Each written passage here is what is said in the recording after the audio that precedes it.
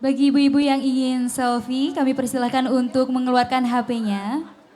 Sekali lagi, bagi ibu-ibu yang ingin selfie dengan Bapak Bupati, kami persilahkan untuk mengeluarkan HP-nya. Para Bapak Ibu yang kami hormati, kini tibalah kita pada acara inti peringatan Maulid Nabi Muhammad SAW 1446 Hijriah, yaitu Mau'idatul Hasanah, sekaligus doa yang akan disampaikan oleh Al-Mukarram Ustadz Afif Sabil Asimbillah MPDI.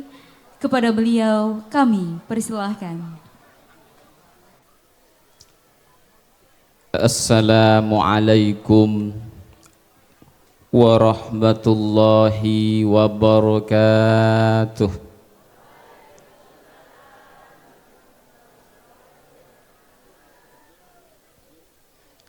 Untuk saudara-saudara kita, Om Swastiastu. Alhamdulillahi Rabbil Alamin. Wassalatu wassalamu ala man ursila rahmatan lil alamin Sayyidina Muhammadin wa ala alihi wa sahbihi ajma'in. Qala la yatakallamuna illa man adhina lahur rahman wa qala sawaba. Hadratal muhtaramin, para alim, para kiai, para tokoh-tokoh masyarakat, para guru-guru ngaji, tokoh agama, wabil khusus yang saya muliakan Al-Mukarram Al-Ustadz Haji Haikal As-Samadani, Al-Ustadz Bukhari, juga seluruh para asatid yang hadir pada malam hari ini, semuanya yang saya muliakan. Para tokoh masyarakat yang tadi semuanya disebutkan oleh Master of Ceremony, ada Ketua Majelis Ulama Indonesia Kabupaten Tabanan, ada Ketua Kementerian Agama Kabupaten Tabanan, ada aparat pemerintah juga yang hadir, baik Bapak Bupati, saudara-saudara kita anggota DPR, baik anggota DPRD Kabupaten Tabanan atau anggota DPR Provinsi Bali yang sama-sama kita hormati. Ketua Panitia Pengurus Masjid Agung Al-Mujahidin Kota Tabanan yang saya hormati, para rombongan Jam'iyah Hadroh, baik yang tampil pertama, ibu-ibu tadi, atau yang tampil kedua, ada bapak-bapak dan adik-adik, semuanya yang saya banggakan. Para jemaah pengajian yang hadir pada malam hari ini, muslimin muslimat, baik yang muda-muda, yang sepuh-sepuh, seluruhnya rahimakumullah. Semoga kita senantiasa mendapatkan rahmat dari Allah Subhanahu wa ta'ala. Amin Allahumma amin. Yang pertama, dengan ucapan Alhamdulillahi Rabbil Alamin, kita bersyukur kepada Allah Subhanahu wa ta'ala. Kita diberikan kesehatan dan kesempatan, diberikan umur yang panjang, sehingga pada malam hari ini kita bisa hadir di tempat ini. Karena banyak mungkin yang ingin hadir, ingin melaksanakan maulid juga, keinginannya ada, tapi kesempatannya tidak ada, karena banyak kesibukan. Sebaliknya kesempatannya ada, tapi kesehatannya tidak ada, karena sakit. atau sebenarnya ingin dari tahun-tahun sebelumnya sudah diniatkan tapi keburu dipanggil oleh Allah Subhanahu wa ta'ala, sehingga kita pada malam hari ini diberikan kesehatan, kesempatan, umur yang panjang, maka semua ini sepatutnya kita syukuri dengan ucapan Alhamdulillahirabbil alamin. Yang kedua, kita bertawassul kepada Rasulullah sallallahu alaihi wasallam dengan ucapan Allahumma shalli ala sayyidina Muhammad. Allahumma shalli ala sayyidina Muhammad. Semoga dengan tawassul kita ini seluruh cita-cita dan hajat kita semua, wabil khusus yang hadir pada malam hari ini di tempat ini, cepat diijabah oleh Allah, cepat dikabulkan oleh Allah Subhanahu wa ta'ala karena barokahnya maulid Nabi. Amin Allahumma amin.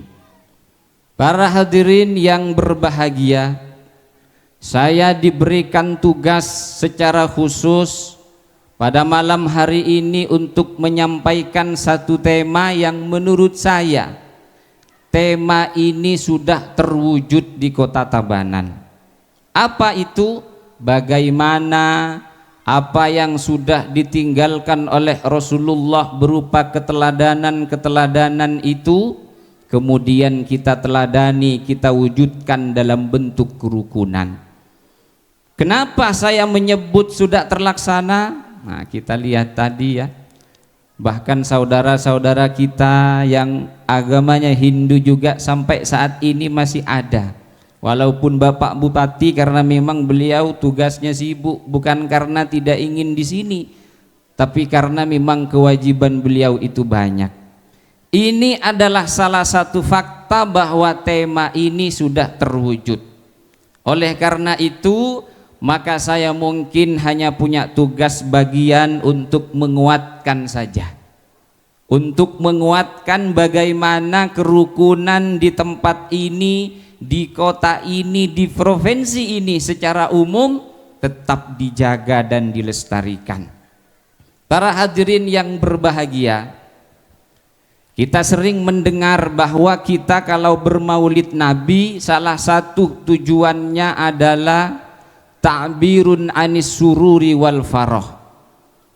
Apa maknanya? Mengekspresikan kebahagiaan kita, mengekspresikan sukacita kita karena kita telah diberikan manusia teragung yaitu Rasulullah Shallallahu Alaihi Wasallam. Maka orang yang punya kebahagiaan, orang yang punya sukacita, itu berarti di hatinya ada cinta. Karena tidak mungkin para hadirin orang itu bahagia, orang itu bersuka cita kalau di dalam dirinya tidak ada cinta. Sampean datang ke tempat ini dengan sukarela, pasti karena ingin membuktikan kebahagiaan tadi, otomatis kita bahagia karena di dalam diri kita ada cinta kepada Rasulullah Sallallahu Alaihi Wasallam. Apa yang dimaksud cinta? Kata salah satu ulama namanya Sayyid Ramadan Al-Buti, beliau mengatakan yang dimaksud cinta itu adalah at-ta'alluqu bisyai' biwajhil istinasi wal istihasyi. Yang disebut cinta adalah keterpautan kita dengan orang yang kita cintai, yang kalau kita berdekatan dampaknya akan bahagia, dan kalau kita berjauhan dampaknya kita gelisah. Artinya kalau sudah musimnya maulid, sebagai orang yang mengaku bahagia karena momentum ini adalah momentum lahirnya Rasulullah, itu pasti di hatinya ada cinta.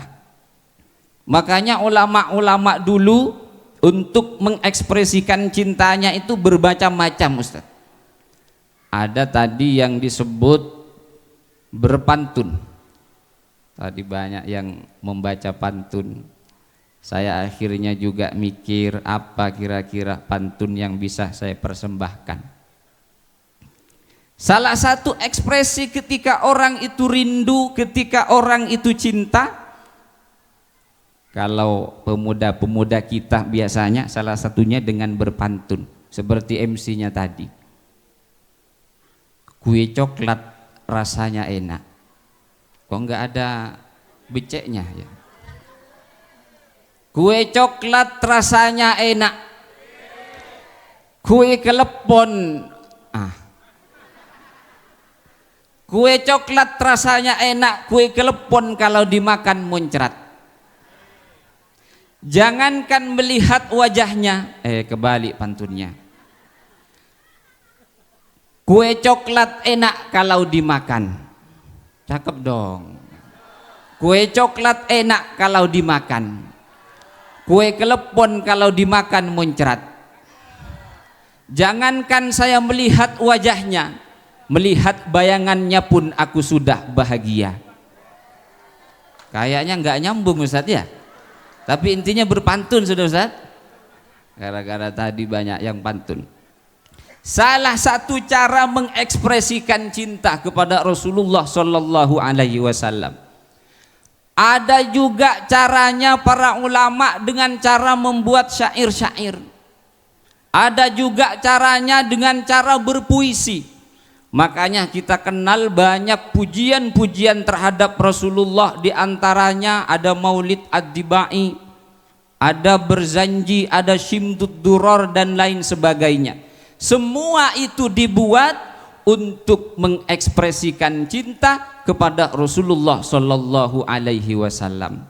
Makanya kalau orang sudah cinta, itu kadang-kadang ekspresinya memang kadang-kadang tidak biasa para hadirin. Kayak tadi itu ya, Bapak Bupati nyumbangnya 15 juta. Beliau berbeda dengan kita dari satu aspek, tapi soal menghormati, bagaimana beliau juga menghormati orang yang kita cintai. Kalau kata orang Madura, beliau tidak ken-rekenan, 15 juta. Kalau saya tanya ke Ustadz Bukhari, kira-kira sanggup Ustadz ikhlas menyumbang 15 juta untuk acara pada malam hari ini Ustadz? Nah, kata Ustadz Bukhari, Ustadz saya nyumbangnya dengan cara yang berbeda, tidak harus dengan uang ya Ustadz ya. Makanya ada satu orang di dalam tradisi kita yang sangat terkenal, namanya Kois. Pernah ya ibu-ibu mendengar Kois ya? Kois adalah salah satu orang yang terkenal jatuh cinta dengan seorang perempuan namanya, kok nggak tahu siapa Ustadz Bukhari? Laila. Ketika beliau sudah rindu dengan kekasihnya yang bernama Laila, beliau mengekspresikan dengan cara yang tidak biasa. Dalam salah satu syairnya kata beliau, amurru alad diyari diyari Laila, uqabbilu dzal jidara wa dzal jidara. Kalau diartikan, aku lewat di sebuah rumah yang rumah itu adalah rumah kekasihku Laila. Uqabbilu dzal jidara wa dzal jidara, kuciumi dinding-dinding rumahnya Laila. Bayangkan, jatuh cintanya sama Laila, tapi lewat di rumahnya yang dicium adalah dindingnya, temboknya. Wa ma hubbud diyari syaghafna qalbi, tapi cinta yang tertancap di dalam hatiku, kata Qais, bukan mencintai rumah itu. Walakin hubbu man sakanad diyara, tapi aku mencintai orang yang ada di dalam rumah itu. Siapa? Laila. Ya kayak kita para hadirin mungkin masih ingat pada waktu muda dulu, kalau sudah suka kepada sesuatu, jangankan mendapatkan barangnya, melihat hal-hal yang berkaitan dengan yang kita cintai itu sudah bahagianya luar biasa. Kayak saya dulu sebelum menikah, walaupun ini tidak bisa diceritakan karena ada mertua saya di sini. Nanti kata mertua saya, oh ternyata dulu begitu. Saya dulu kalau lewat di depan rumahnya mertua, bahagianya luar biasa. walaupun tidak melihat calon istri, tapi karena saya lewat di tempat orang yang saya cintai, bahagianya luar biasa. Makanya kata para ulama, orang yang sudah mencintai seseorang hubban syadidan, dengan cinta yang sangat besar, ahabba mahbubahu wa ahabba muhibbahu wa ahabba man yakhdumuhu. Dia tidak hanya cinta kepada orang itu, tapi orang yang mencintai kekasih kita itu juga kita cintai. Orang yang dicintai oleh kekasih kita juga kita cintai. Bahkan orang yang membantu kekasih kita juga kita cintai. Kata anak-anak muda sekarang, kekasih dari kekasihku adalah kekasihku, sahabat dari sahabatku adalah sahabatku, teman dari temanku adalah temanku. Maka tidak heran ketika kita mengaku cinta kepada Rasulullah Sallallahu Alaihi Wasallam, maka apapun yang berkaitan dengan Rasulullah kita juga hargai, kita juga hormati, kita juga cintai. Rasulullah saat ini sudah wafat ratusan tahun yang lalu, tapi kelahirannya para hadirin sampai hari ini 1446 kita tetap hargai, kita tetap peringati. Itu tandanya di dalam hati kita ada cinta kepada Rasulullah Sallallahu Alaihi Wasallam. Pertanyaannya sekarang, tepuk tangan dulu. Pertanyaannya sekarang yang paling penting, bagaimana kita menjaga cinta ini? Karena kata yang tadi itu kan cinta kalau dekat bahagia, kalau jauh gelisah. Tapi bagi pasangan lama itu bisa berubah konsepnya, Ustaz ya. Kalau dekat gelisah, kalau jauh bahagia. Bener apa bener Bu, Pak? Kenapa? Karena kalau dekat ada saja yang handphonenya diperiksa, yang ditanya macam-macam, sehingga males kalau dekat-dekat istri. Kalau jauh baru bahagia. Nah, gimana caranya? Ini tanda bahwa manusia tidak akan pernah lepas dari godaan. Karena kata Allah, innasyaitana, kata Rasulullah Shallallahu Alaihi Wasallam, innasyaitana la yajri majrad dam. Setan di dalam diri kita itu berada mengalir di tempat darah kita mengalir. Artinya 24 jam walaupun kita sudah berusaha keras untuk menjaga cinta kita, tapi setan tetap akan menemukan cara supaya kita menemukan kesempatan bosan kepada pasangan kita. Sama halnya juga dengan cinta yang setiap hari kita nyatakan kepada Rasulullah, tapi setan juga pasti menemukan cara bagaimana caranya kita dibuat lupa, kita dibuat tidak cinta lagi terhadap Rasulullah Shallallahu Alaihi Wasallam. Makanya saya ingin mengatakan bagaimana caranya kita untuk terus menjaga rasa cinta ini. Kata Said Ramadan Al-Buti ada 3 cara. Yang pertama, kita harus memperbanyak muraqabah, banyak meneliti, banyak merenungkan besarnya nikmat yang sudah diberikan oleh Allah kepada kita. Besarnya perjuangan Rasulullah, kasih sayang Rasulullah, perhatian Rasulullah kepada kita. Kalau kita setiap hari mengingat kasih sayang beliau, insya Allah cinta kita akan lengket. Karena ini ada konsepnya dan sesuai dengan realita para hadir. Kata Rasulullah, supaya ada orang mukmin tidak saling membenci dengan mukmin lainnya, kalau benci terhadap salah satu karakternya, coba cari karakter mana yang bagus dan bisa kita sukai. Artinya apa? Setiap hari ini kan kita ada nikmat para hadir. Tapi kalau nikmat itu kita renungkan, kita bayangkan sampai kepada pemberi nikmat, maka hati kita akan selalu terpaut kepada nikmat dan pemberi nikmat. Misal ini ada air, saya buka tutupnya, saya ambil gelasnya, saya minum airnya. Bismillahirrahmanirrahim.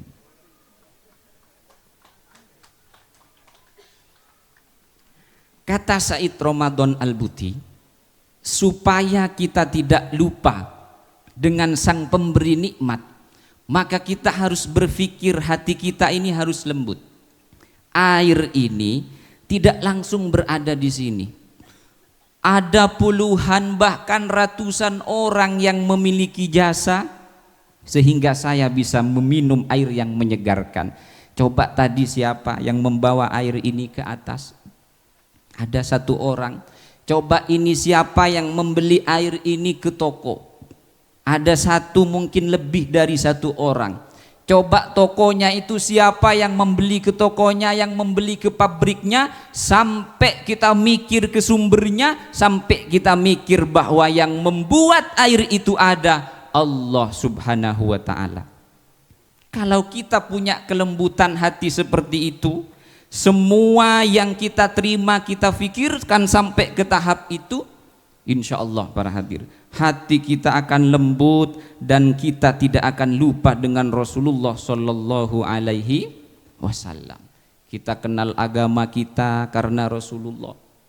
Kita punya kitab Al-Quran, kita punya hadis karena Rasulullah. Kita punya pedoman siapa yang akan kita ikuti, Rasulullah Sallallahu Alaihi Wasallam. Sampai kita pikirkan terus bagaimana perjuangan beliau, bagaimana perhatian beliau kepada kita umatnya, sehingga cinta kita kepada Rasulullah akan selalu tertanam dengan kuat. Yang pertama. Yang kedua, kata Said Ramadan Al-Buti, hati kita ini ibarat cermin. Cermin kalau sudah tidak bersih para hadir, maka tidak akan bisa memantulkan cahaya. Kita kalau mau ngaca jadi susah. Saya kok hitam ya, saya kok jelek banget ya. Padahal bukan orangnya yang jelek, kacanya yang banyak debunya. Tapi kalau memang orangnya tidak bagus ya, jangan salahkan kacanya. Artinya memang orangnya yang tidak bagus. Artinya apa? Hati kita juga seperti itu. Semakin hari kalau kita isi dengan sesuatu yang dimurkai Allah, maka hati kita juga akan dipenuhi dengan dosa-dosa. Makanya kata Said Ramadan Al-Buti, kalau cinta kita kepada Rasulullah ingin tetap, hindari melaksanakan sesuatu yang dilarang oleh Allah, terutama memakan makanan yang diharamkan oleh Allah dalam tradisi Islam. Nah, ini nanti khawatir salah paham saudara kita ini. Ini saya berbicara dalam tradisi Islam. Kalau dalam tradisi yang lain saya tidak ikut-ikut.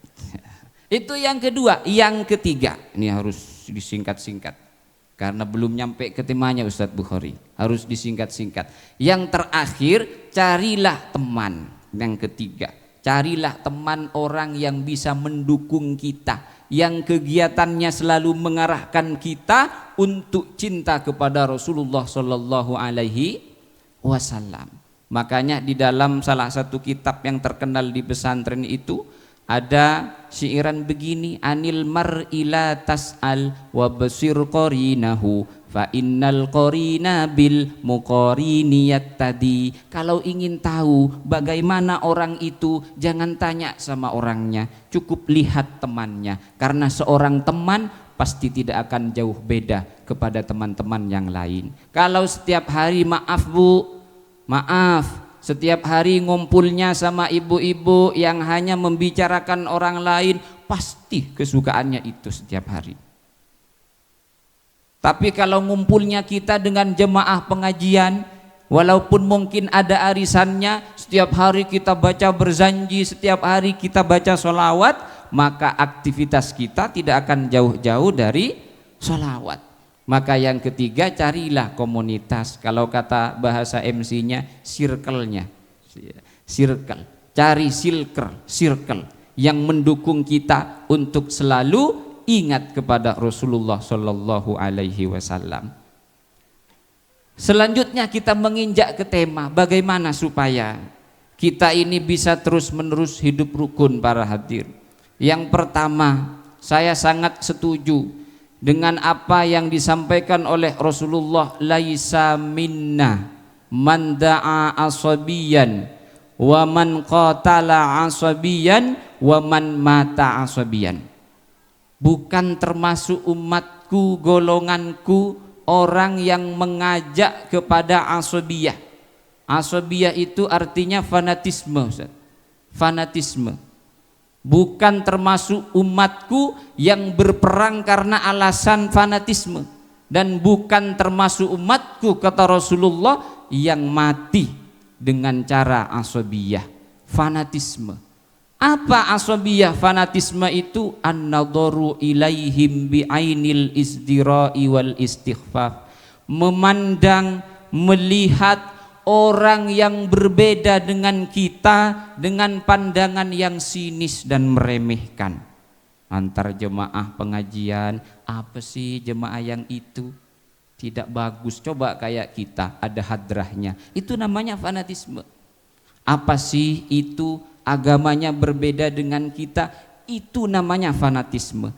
Kalau fanatisme ini dibiarkan hadir di tengah-tengah kita, lambat laun kehancuran pasti datang. Artinya apa? Kalau kerukunan di antara kita ingin tetap selalu terjaga, jaga hati kita supaya kita tidak menjadi orang yang fanatik. Makanya sesuai dengan apa yang saya sampaikan tadi, walaupun kita tidak suka dengan satu sifat orang, misalnya cari apa sifat yang bisa membuat kita suka. Makanya dulu saya punya teman, Ustadz. Teman ini sering ngutang, tapi ngutangnya enggak ke saya, karena kalau ke saya enggak saya kasih. Ke teman saya ya satunya, sering ngutang dan nggak pernah bayar, bahkan hampir nggak pernah bayar. Tapi teman saya tadi itu tetap baik. Saya tanya, kenapa kamu mau berteman dengan orang ini? Padahal orang ini sering minjem, sering ngutang, uangnya tidak dikembalikan. Apa jawaban teman saya? Kita tidak bisa hanya melihat satu aspek. Jangan hanya karena dia sering ngutang, bisa jadi karena dia memang butuh. Saya bukan melihat itu, tapi saya melihat di antara teman-teman yang lain termasuk kamu, katanya ke saya. Ketika saya ada kebutuhan selain kebutuhan uang, maka orang itu yang datang pertama kali. Wah, saya mendapat hikmah dan pelajaran yang luar biasa. Kalau kita hanya memandang kekurangannya, tidak memandang kelebihannya, bubar para hadir. Kenapa? Karena yang namanya manusia itu pasti punya kesalahan dan pasti punya kekurangan. Makanya itu tadi, kalau kita ingin kerukunan tetap terjaga, yang pertama jauhi fanatisme buta. Biarkan orang lain berbeda, kita tetap menghormati, kita mengerjakan apa yang kita yakini. Insya Allah kalau fanatisme buta tidak ada di antara kita, keren. Kerukunan di kampung, di komplek kita ini akan lama. Itu yang pertama. Yang kedua, jauhi sifat hasud. Kata Imam Al-Ghazali, kullul adawati qad turja imatatuha illal adawata man adaka min hasadin. Tadi kan fanatisme. Kalau fanatisme itu kan selalu memandang orang punya kekurangan. Kalau hasud ini beda. Hasud ini tidak suka karena orang lain punya kelebihan. Pengennya kelebihan rezeki orang itu kalau bisa hilang, bahkan kalau bisa pindah kepada dirinya. Itu hasud. Kata Imam Al-Ghazali, semua persoalan, permusuhan dan lain semacamnya dalam kehidupan qad turja imatatuha, masih bisa diharapkan ada solusinya, kecuali permusuhan, persoalan yang disebabkan oleh rasa hasud. Karena orang hasud ini repot. Ketika di depan kita dia tersenyum, ketika di belakang kita dia membicarakan keburukan-keburukan kita. Seperti bunglon. Kata orang Madura, ningke ke warna biru teti biru, ningke ke warna merah teti merah. Ketika ada di depan kita disanjung-sanjung. Wah, memang hebat jenengan sih. Tapi ketika di belakang kita, apa itu? Nggak ada apa-apanya di samping jenengan. Itu namanya hasud. Ini sangat berbahaya. Maka bagaimana caranya supaya kita dilindungi dari orang-orang yang hasud? Kita tidak bisa para hadir hanya menyuruh orang jangan hasud, tapi kita juga harus punya prinsip. Jangan sampai perbuatan kita mengundang orang jadi hasud. Ini juga yang sangat penting. Gimana maksudnya Ustadz? Kita punya rezeki misalnya diupload di Facebook, Nih yang baru kerja 2 tahun sudah bisa beli mobil. Coba yang kerja 10 tahun, mana hasilnya? Akhirnya tetangga tersinggung para hadir. Tidak niat hasut, tapi karena dipancing-pancing hasut, akhirnya jadi hasut juga. Makanya kita tidak hanya menyuruh orang jangan hasut, tapi kita juga harus mencari cara supaya tidak memancing orang menjadi hasut. Saya punya guru, punya panutan dalam hal ini. Di pondok saya itu saya punya guru, istrinya itu tidak boleh keluar rumah memakai pakaian yang bagus kalau tetangganya sedang menggunakan pakaian yang biasa. Tidak dibelikan emas, bukan tidak punya uang, banyak uangnya. Bahkan ketika itu cerita, ketika baru membangun rumah lantai 1, saya sudah ada untuk lantai 2 itu sudah ada uangnya, tapi saya tidak bangun dulu. Kenapa Ustadz? Saya ingin menjaga tetangga-tetangga saya itu supaya tidak merasa iri ke saya. Kalau iri ke saya, maka saya juga dosa karena buru-buru membuat orang jadi iri. Ini sangat penting. Pertama, jangan sampai fanatisme buta. Yang kedua, jaga, hindari sifat iri. Yang ketiga, harus ada tokoh yang memberikan contoh. Nah, kita punya Rasulullah. Rasulullah ini tidak hanya pandai bicara, tapi beliau juga pandai ngomong, pandai memberikan contoh. Maksudnya tidak hanya pandai berbicara, tapi beliau juga menjadi contoh bagi umatnya. Makanya salah satu ciri khas beliau adalah samahaman asa'a ilaihi. Beliau itu bisa menanggung derita di atas kebahagiaan orang lain. Demi untuk menjaga perasaan orang lain itu harus ada contoh. Kayak gimana maksudnya? Ya kayak ada orang kayak Ustadz Haji Haikal As-Somadani. Jangan hanya banyak mauidhah hasanahnya, tapi uswatun hasanahnya sedikit. Ini yang repot. Kalau kita hanya cari orang yang bisa memberikan kalam hikmah, banyak sekarang. Jaga kerukunan. Umat ini tidak bisa kita porak-porandakan, jangan berkonflik dan lain sebagainya. Tapi dirinya sendiri sering mengadu domba. Ini yang repot. Maka kita tadi sudah ada ya orang-orang yang berbeda, saudara-saudara kita, tapi memberikan contoh yang baik. Nah, kayak ini hadir. Kira-kira kalau Ustadz Bukhari diundang ke acara saudara-saudara kita, datang bisa duduk tenang tidak juga selama 1 jam lebih kira-kira? Oh insya Allah katanya. Coba sekali-kali beliau diundang juga. Iya, dalam rangka untuk memberikan contoh. Kalau mau idhah hasanah beliau sudah jago, sudah bintangnya. Tapi ini soal uswatun hasanahnya tunggu dulu. Maka kalau ingin kerukunan ini di tempat ini tetap terjaga, perbanyak orang-orang yang juga bisa memberikan uswatun hasanah. Yang terakhir, tadi disebutkan menciptakan masyarakat madani. Masyarakat madani itu kalau kita pikir-pikir, kalau madani yang di Kampung Kodok itu kan musola gampang itu, tinggal membuat. Tapi kalau madani yang ini, yang wujudnya peradaban ini tidak gampang. Coba kalau dicek di kamus, yang dimaksud tempat kampung yang madani itu seperti apa? Orang yang berpegang teguh kepada nilai-nilai hukum, moral, adat istiadat yang didasari oleh keilmuan, kebudayaan, teknologi dan lain sebagainya. Artinya apa? Kita butuh kader. Kita butuh kader Bapak Ibu sekalian. Kita mungkin umurnya 20 tahun lagi. Kalau Ustadz Bukhari berapa tahun lagi kira-kira? Allahu a'lam. Mudah-mudahan tetap sehat Ustadz ya. Siapa yang akan melanjutkan kerukunan ini? Anak kita. Makanya sejak dini anak-anak kita ini harus dididik supaya juga bisa memahami pentingnya kerukunan di Provinsi Bali ini, khususnya di Kota Tabanan. Karena kalau kita kekurangan kader, siapa yang akan melanjutkan tradisi yang baik ini? Maka Allah mencontohkan di dalam Quran, ketika waktu itu para sahabat mau ikut berperang semua, ditegur sama Allah. Gimana kata Allah? Falaula nafaro min kulli firqatin minhum ta'ifatun liyatafaqahu fiddin.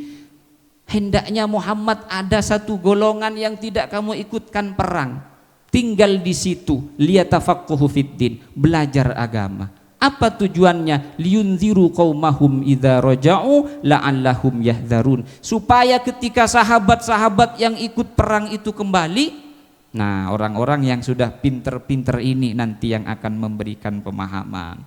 Ayo masukkan sekolah anak-anak kita ini kemanapun, yang penting nasionalismenya tetap terjaga.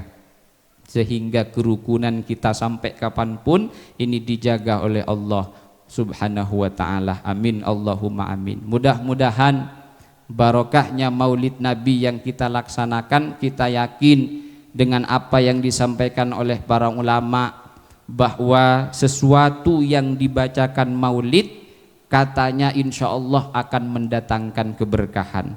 Pada malam hari ini kita melaksanakan maulid di tempat ini, membaca maulid di tempat ini, semoga Allah juga menurunkan keberkahan. Amin Allahumma amin. Sebelum saya akhiri, tadi disampaikan bahwa ada sekedar sorban berjalan ya. Monggo kira-kira ibu-ibu, bapak-bapak seikhlasnya untuk memberikan kepada teman-teman yang bertugas mungkin di mana ini, segera dipersiapkan sambil kita menunggu sahabat-sahabat mempersiapkan, kita sholawatan dulu sebentar bersama-sama. Maulaya salli wa sallim ala habibika khairi kullihim ya rabbi bil Safa balil maqasidana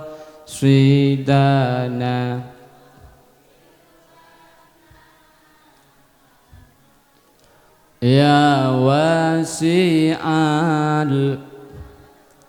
manusia idolaku Nabi Allah Muhammad, Nabi kekasih Allah, Nabiullah Muhammad, Maulaya Sal lim daiman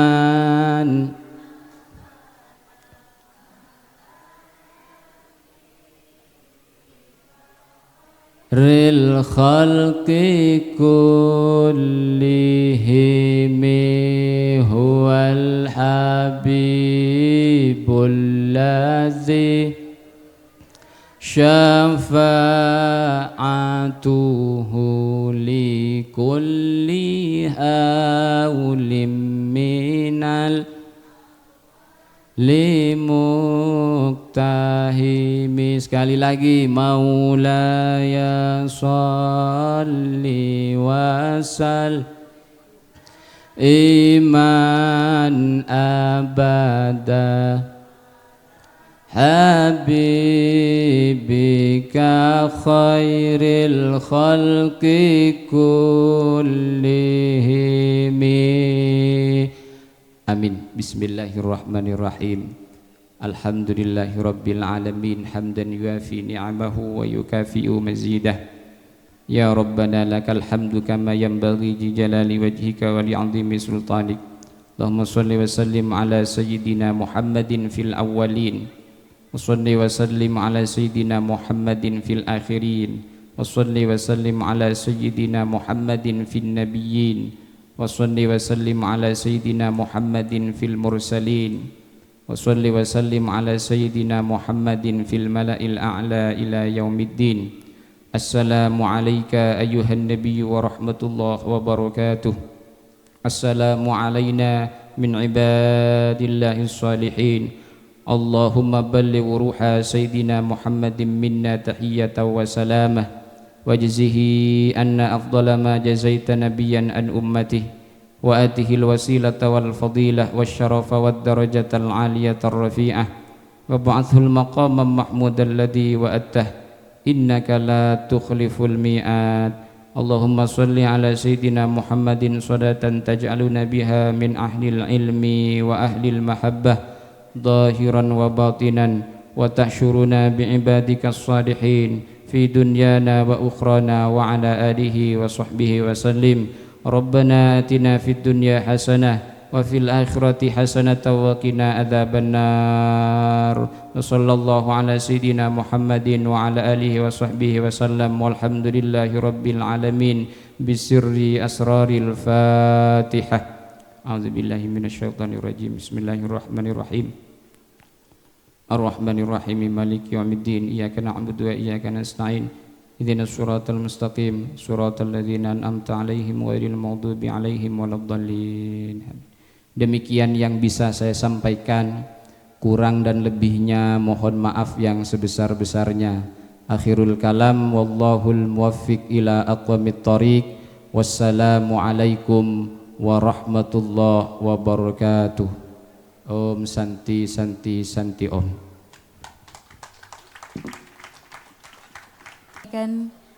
Demikian tadi hikmah peringatan Maulid Nabi Muhammad sallallahu alaihi wasallam. Semoga apa yang disampaikan beliau akan menambahkan rasa cinta kita kepada Rasulullah sehingga kita menjadi umat yang mampu menjadikan Nabi Muhammad sallallahu alaihi wasallam suri tauladan kita. Dan akhirnya marilah kita tutup peringatan Maulid Nabi Muhammad sallallahu alaihi wasallam dengan bersama-sama membaca hamdalah. Alhamdulillahirabbil alamin. Terima kasih kepada para hadirin dan mohon maaf yang sebesar-besarnya. Akhirul kalam billahi taufiq wal hidayah. Assalamualaikum warahmatullahi wabarakatuh.